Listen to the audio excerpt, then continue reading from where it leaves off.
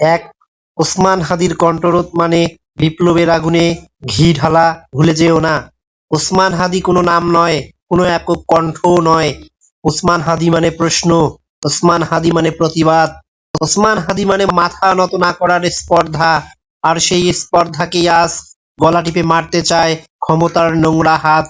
তারা ভাবে একজনকে চুপ করালেই সব চুপ হয়ে যাবে। তারা জানে না, এক ওসমান হাদিকে থামালে হাজার ওসমান হাদির জন্ম হবে বাংলার প্রতিটি ঘরে, প্রতিটি উঠোনে, প্রতিটি চায়ের দোকানে, প্রতিটি মায়ের বুকের ভেতর জন্ম নেবে নতুন কণ্ঠ, নতুন আগুন।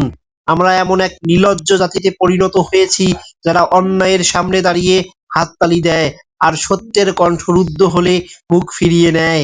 এই নীরবতাই অপরাধ।